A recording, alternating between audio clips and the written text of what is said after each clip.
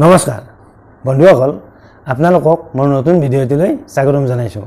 আজিৰ ভিডিঅ'টিত পকা কঁঠালৰ আচৰিত স্বাস্থ্য উপকাৰিতাৰ বিষয়ে কথা পাতিম। লগতে পকা কঁঠালে আমাক কি ৰোগৰ পৰানো বচাই ৰাখিব পাৰে সেই বিষয়েও কিছু কথা পাতিম। কঁঠাল হৈছে এবিধ বতৰৰ ফল। অসমত সাধাৰণতে জেঠ, আহাৰ আৰু শাওণ মাহত পকা কঁঠাল পোৱা যায়।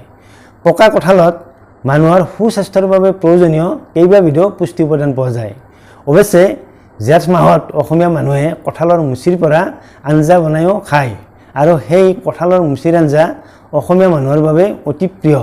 পকা কঁঠালত যিদৰে পুষ্টি উপাদান পোৱা যায়, ঠিক তেনেদৰে কঁঠালৰ মুচিতো যথেষ্ট পুষ্টি উপাদান পোৱা যায়। পকা কঁঠালত পোৱা পুষ্টি উপাদানসমূহ হৈছে কাৰ্বহাইড্ৰেট, প্ৰটিন, ফাইবাৰ, কেলৰি। আৰু পকা কঁঠালত কেইবাবিধো ভিটামিনো পোৱা যায়। এই ভিটামিনবোৰ হৈছে vitamin A, vitamin B6, vitamin C আদি। লগতে কঁঠালত কেইবাবিধো মিনাৰেলছ পোৱা যায়। এই মিনাৰেলছবোৰ হৈছে calcium, potassium, manganese, magnesium, zinc, iron, folate আদি। এই পুষ্টি উপাদানসমূহে মানুহক সুস্বাস্থ্যত বা স্বাস্থ্য ৰক্ষাত যথেষ্ট সহায় কৰে আৰু এই পুষ্টি উপাদানসমূহে আমাক বিভিন্ন ৰোগৰ পৰা বচাই ৰাখিব পাৰে। গতিকে বন্ধুসকল, আজি আমি কঁঠালৰ এই পুষ্টি উপাদানসমূহে আমাক কি ৰোগৰ পৰা কেনেদৰে বচাই ৰাখিব পাৰে সেই বিষয়ে আলোচনা কৰোঁ আহক। কঁঠালৰ প্ৰথমটো স্বাস্থ্য উপকাৰিতা হৈছে কঁঠালত চৰ্বিৰ পৰিমাণ একেবাৰে কম বা নাথাকে বুলি ক'লেও হয়। গতিকে কঁঠাল খালে আমি শকত হোৱাৰ চান্সটো নাথাকে বা আমাৰ শৰীৰত ফেট জমা হোৱাৰ চান্সটো নাথাকে। গতিকে কঁঠাল আমি নিয়মিতভাৱে খাব পাৰোঁ। কঁঠালৰ 2 নম্বৰ স্বাস্থ্য উপকাৰিতাটো হৈছে কঁঠালত যথেষ্ট পৰিমাণে পটাছিয়াম পোৱা যায়। আচলতে 100 গ্ৰাম কঁঠালত 300 মিলিগ্ৰাম পটাছিয়াম পোৱা যায়। গতিকে কঁঠাল হৈছে পটাছিয়ামৰ এটা ভাল উৎস। সেইবাবে পটাছিয়ামৰ বাবে কঁঠাল নিয়মিতভাৱে খালে হাৰ্টৰ সুস্বাস্থ্য ৰক্ষা হয়। লগতে উচ্চ ৰক্তচাপ কণ্ট্ৰলত থাকে।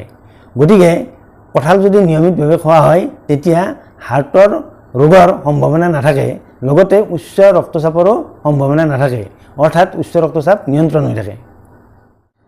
3 নম্বৰতে কঁঠালত যথেষ্ট পৰিমাণে ভিটামিন এ পোৱা যায়। ভিটামিন এ থকাৰ বাবে কঁঠাল খালে চকুৰ দৃষ্টিশক্তি ভাল হয় বা নাইট ব্লাইণ্ডনেছ, যাক কুকুৰিকণা বুলি কয়, সেই কুকুৰিকণা ৰোগো কঁঠাল নিয়মিতভাৱে খালে ভাল হৈ যায়। লগতে কঁঠালে ছালৰ বিভিন্ন ৰোগ ভাল কৰে। গতিকে যিসকল লোকৰ নাইট ব্লাইণ্ডনেছ আছে বা চকুৰ কিবা অসুখ আছে, তেনে লোকে কঁঠাল বতৰৰ ফল হিচাপে খাব লাগে। তেতিয়া চকুও ভাল হয়, লগতে ছালৰ বিভিন্ন ৰোগ ভাল হয়। 4 নম্বৰতে কঁঠালত যথেষ্ট পৰিমাণে ভিটামিন চি পোৱা যায় আৰু ভিটামিন চিয়ে আমাৰ ৰোগ প্ৰতিৰোধ ক্ষমতা ষ্ট্ৰং কৰে। আৰু যিহেতু ভিটামিন চি আমাৰ শৰীৰে প্ৰাকৃতিকভাৱে প্ৰস্তুত কৰিব নোৱাৰে, গতিকে আমি খাদ্যৰ পৰাই এই ভিটামিন চি আহৰণ কৰিব লাগে। গতিকে বতৰৰ ফল কঁঠালত যিহেতু ভিটামিন চি যথেষ্ট পৰিমাণে পোৱা যায়, সেইবাবে কঁঠাল বতৰৰ ফল হিচাপে খাব লাগে। কঁঠালত যথেষ্ট পৰিমাণে ফাইটো নিউট্ৰিয়েণ্টছ পোৱা যায়। এই ফাইটো নিউট্ৰিয়েণ্টছসমূহে কেঞ্চাৰৰ প্ৰতিৰোধী হিচাপে কাম কৰে, লগতে অকালতে বৃদ্ধ হোৱা অৱস্থাটো প্ৰতিৰোধ কৰে। পকা কঁঠালত কেইবাবিধো অতি শক্তিশালী এণ্টিঅক্সিডেণ্ট পোৱা যায়। এই শক্তিশালী এণ্টিঅক্সিডেণ্টসমূহে আমাৰ শৰীৰত সৃষ্টি হোৱা ফ্ৰী ৰেডিকেলসমূহৰ প্ৰভাৱ কমাই দিয়ে বা ফ্ৰী ৰেডিকেলসমূহ কমাই দিয়ে, যাৰ বাবে কেঞ্চাৰৰ সম্ভাৱনা কমি থাকে, লগতে হাৰ্টৰ অসুখৰ সম্ভাৱনাও কমাই দিয়ে। পকা কঁঠালৰ আন এক স্বাস্থ্য উপকাৰিতা হৈছে যিসকল লোকে নাৰ্ভাছনেছ বা টেনশ্যনত ভুগি থাকে, তেওঁলোকে কঁঠাল খালে কঁঠালত থকা উপাদানবোৰে এই নাৰ্ভাছনেছ বা টেনশ্যন কমোৱাত যথেষ্ট সহায় কৰে। কঁঠালত যথেষ্ট পৰিমাণে ফাইবাৰ পোৱা যায়। এই ফাইবাৰবোৰে আমাৰ খাদ্যবস্তু হজম হোৱাত সহায় কৰে। সেইবাবে বতৰৰ ফল কঁঠাল নিয়মিতভাৱে খাব লাগে। কঁঠালত থকা পুষ্টি উপাদানসমূহে হাঁপানি ৰোগত যিসকলে ভুগি আছে, তেওঁলোকে যদি খায় তেতিয়া এই হাঁপানি ৰোগ যথেষ্ট পৰিমাণে উপশম কৰাত সহায় কৰে। এক ধৰণে ক'বলৈ গ'লে আচলতে কঁঠালৰ এই পুষ্টি উপাদানবোৰে হাঁপানি ৰোগত যথেষ্ট ভাল কাম কৰে। কঁঠালত যথেষ্ট পৰিমাণে মেংগানিজ পোৱা যায়। এই মেংগানিজে ডায়েবেটিছ ৰোগীসকলৰ শৰ্কৰা নিয়ন্ত্ৰণত সহায় কৰে। ইয়াৰ উপৰি পকা কঁঠালত যথেষ্ট পৰিমাণে কেলছিয়াম, জিংক আদি পোৱা যায়।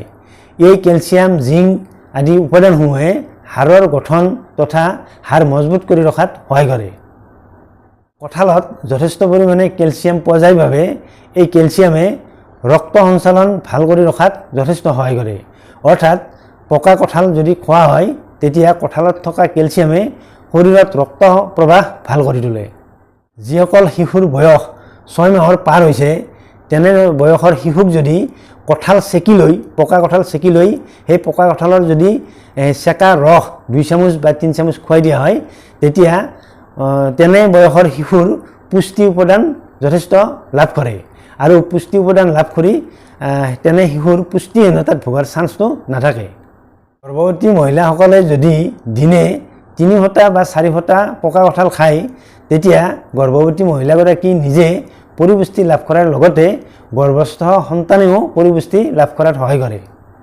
দুগ্ধ পান কৰা মহিলাসকলেও যদি দিনে 3 ফটা বা 4 ফটাকৈ পকা কঁঠাল খায় তেতিয়া তেওঁলোকৰ গাখীৰৰ পৰিমাণ বৃদ্ধি পায়। গতিকে গাখীৰৰ পৰিমাণ বৃদ্ধি পায় মানে আচলতে সন্তানেও পৰিপুষ্টি লাভ কৰাত সহায় কৰে। দিনে 3 ফটা বা 4 ফটাকৈ পকা কঁঠাল খালে কোষ্ঠকাঠিন্য অতি সহজে দূৰ হয়। গতিকে যিসকল লোকৰ কোষ্ঠকাঠিন্যৰ সমস্যা আছে তেওঁলোকে যদি বতৰৰ ফল কঁঠাল নিয়মিতভাৱে 3 ফটা বা 4 ফটা খায় তেতিয়া কোষ্ঠকাঠিন্যৰ সমস্যা অতি সোনকালে ভাল হৈ যায়। কঁঠালত যথেষ্ট পৰিমাণে আইৰণ আৰু ফলিক এচিড পোৱা যায়। যিসকল লোকৰ বিশেষকৈ যিসকল মহিলাৰ এনিমিয়াৰ সমস্যা আছে তেওঁলোকে যদি বতৰৰ ফল কঁঠাল নিয়মিতভাৱে 2 ফটা বা 3 ফটাকৈ খায় তেতিয়া তেওঁলোকৰ এনে এনিমিয়াৰ সমস্যা অতি সহজে ভাল হৈ যায়। বন্ধুসকল, পকা কঁঠালৰ পুষ্টিগুণসমূহে আমাক কি ৰোগৰ পৰা কিদৰে বচাই ৰাখিব পাৰে সেই বিষয়ে কিছু কথা শুনিলে। যদিহে আমাৰ আজিৰ ভিডিঅ'টো ভাল পাইছে তেনেহ'লে ভিডিঅ'টো শ্বেয়াৰ কৰিবলৈ আপোনালোকক অনুৰোধ জনালোঁ। লগতে আমাৰ স্বাস্থ্য ৰক্ষা চেনেলটো ছাবস্ক্ৰাইব কৰি থবলৈ আপোনালোকক অনুৰোধ জনালোঁ। অন্য এটা ভিডিঅ'ত আপোনালোকক লগ পোৱাৰ প্ৰতিশ্ৰুতিৰে আজিলৈ আহিছোঁ। নমস্কাৰ।